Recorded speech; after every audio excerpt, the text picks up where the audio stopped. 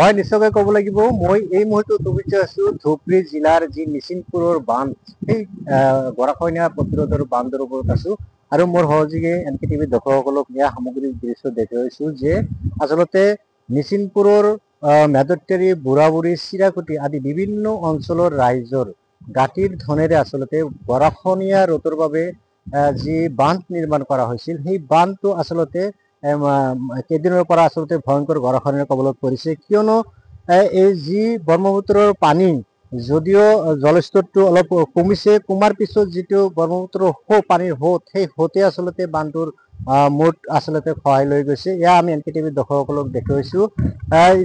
কিয়নো বিগত কেইটা মাহৰ পৰা দিনে ৰাতি মেহনত কৰি নিজৰ গাঁতিৰ ধন ব্যয় কৰি আচলতে এইসকল অঞ্চলৰ ৰাইজে যি বান্ধটো নিৰ্মাণ কৰিছিল, সেই বান্ধ আচলতে ভয়ংকৰ বিপদগ্ৰস্ত হৈছে আৰু ভয়ংকৰ গৰাখহনীয়াৰ কবলত পৰিছে। স্থানীয় ৰাইজৰ দাবী যে এতিয়াও যদি আমি এই বান্ধটো কেনেকৈ ৰক্ষা কৰিব পাৰো, তেতিয়াহ'লে মেদত্তেৰী, বুঢ়াবুঢ়ী, চিৰাকুটি আদি বিভিন্ন যি নিচিনপুৰ বিভিন্ন অঞ্চল আছে আচলতে গৰাখহনীয়াৰ পৰা সম্পূৰ্ণভাৱে ৰক্ষা পৰিব বুলি এইসকল অঞ্চলৰ ৰাইজৰ দাবী। কিন্তু পোনে পোনে আমি ইয়াত স্থানীয় যুৱক কেইজনমান আছে, তেখেতৰ পৰা আমি কিছু মন্তব্য ল'ব খুজিম। দাদা, আচলতে দেখিবলৈ পোৱা গৈছে যে ভয়ংকৰ গৰাখহনীয়াৰ কবলত পৰিছে বান্ধটো, কি কৰিব? নমস্কাৰ, আপোনালোকক প্ৰথমে মই ধন্যবাদ জ্ঞাপন কৰিছোঁ। এইটো মানে আজি আমি ভাষা হেৰুৱাই পেলাইছো। আজি 6 মাহ নহয়, 6 মাহ ধৰি কাম কৰি আছে, কিন্তু তাৰ আগৰে পৰা প্ৰায় 1 বছৰ ধৰি মানুহে পৰিকল্পনা কৰি আছে। আমাৰ অত্ৰ অঞ্চলৰ নিচিনপুৰৰ ৰাইজে পৰিকল্পনা কৰোঁতে 6 মাহ একেৰাহে কাম কৰি আজি ইমানখিনি কাম কৰিছিলে। 1000 মিটাৰ মাথাউৰি বান্ধ দিছিলে। মানে বহু আকাংক্ষা কৰিছে যে আমাৰ অত্ৰ অঞ্চল শেষ হ'ব, কিন্তু দুৰ্ভাগ্যবশত মানে অলপ টেকনিকেলি অলপ প্ৰব্লেম হৈছিলে। মানে এতিয়া আমি গম পাইছো যে এই মাথাউৰিৰ 30 মিটাৰ পৰা ভাঙি আহে, সেইফালে আৰু দিওঁতে অলপ বেছিকৈ দিব লাগিব। কিন্তু তেতিয়া আমাৰ পইচাৰ অভাৱ আছিল। আমি দিয়াৰ কাৰণে আমি ৰেডি হৈছিলো, কিন্তু তেতিয়া আমাৰ সেই সময়ত পইচাৰ অভাৱ হৈছিলে। পইচাৰ দান বৰঙণি অলপ কম আহিছিলে। সেই কামখিনি আমি তেতিয়া মমেণ্টত আমি কৰিব পৰা নাছিলো। তাৰ কাৰণে এই মুহূৰ্তত চৰকাৰৰ পৰা আপোনালোকে এই মুহূৰ্তত আমি দাবী কৰিছো, চৰকাৰৰ ওচৰত দাবী কৰো যে আপোনালোকে আহক আৰু চাওক বস্তুখিনি টেকনিকেলি আৰু ভালকৈ চাই পেলাই আৰু কেনেকৈ মানে এইটো ৰক্ষণাবেক্ষণ কৰা যায়। তাৰ কাৰণে আমি অকল এইটো নহয়, জলস্বৰৰ পৰা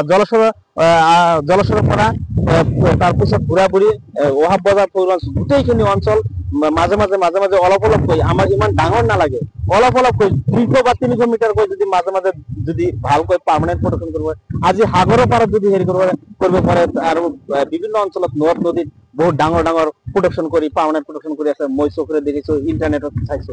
কিন্তু আমাৰ এইটো কিয় নোৱাৰিব? পাৰিব। এইটো চৰকাৰে যদি ইচ্ছা কৰে, যদি হোৱাৰ ইচ্ছা থাকে, তেনেহ'লে পাৰিব। বহুত MLA মন্ত্ৰী গ'ল, বহুত আহিল, অকল খালি এইটো আহি মাজত যেতিয়া বাৰিষা আহে, খৰালি কালত কাম নকৰে। বাৰিষাৰ সময়ত অকল 2টা পাৰ্কো পইণ্ট আৰু 2টা কি কয় জিঅ' বেগ দি পেলাই মানে কামটো সমাপ্ত কৰি গুচি যায়। চৰকাৰক আপোনালোকে দাবী অতি শীঘ্ৰে মানে এইটোৱে মানে নমস্কাৰ, ধন্যবাদ। মানে এইটোৱে কথা যে আমি শব্দহীন হৈছো, ভাষাহীন হৈছো। মানে আমি হাৰে সিমুজিয়ে গোটেই দিন ৰাতি আমি আমাৰ স্থানীয় ৰাইজে, আমাৰ দুখীয়া মানুহবিলাকে, আমাৰ অঞ্চলটো আপুনি জানে বৰ দুখীয়া পিছপৰা পৰি থকা অঞ্চল। আমি হাৰে সিমুজিয়ে গোটেই ৰাতি দিনে কাম কৰি এইখিনি কৰিছিলো, কিন্তু দুৰ্ভাগ্যবশত এতিয়া চৰকাৰৰ পৰা কি আবদাৰ কৰিব? এতিয়া চৰকাৰৰ পৰা আমাৰ এইটোৱে আবদাৰ, এইটো আমাক ৰক্ষা কৰিবৰ কাৰণে আমাক সহায় কৰক। পুনৰাই আমি দৰ্শকসকলক দেখুৱাইছো যে ইয়াত দেখিছে যে ইতিমধ্যে এই যিটো বান্ধ বান্ধিছিল, সেই বান্ধটোৰ মূৰ একদম নদীৰ বুকুত যা গৈছে। আৰু ইয়াত আমি এনকে টিভি দৰ্শকসকলক সামগ্ৰিক দৃশ্য দেখুৱাইছো। এনেকৈ আচলতে মূৰৰ পৰা একফালৰ পৰা গৰাখহনীয়াৰ কবলত সম্পূৰ্ণভাৱে পৰিছে।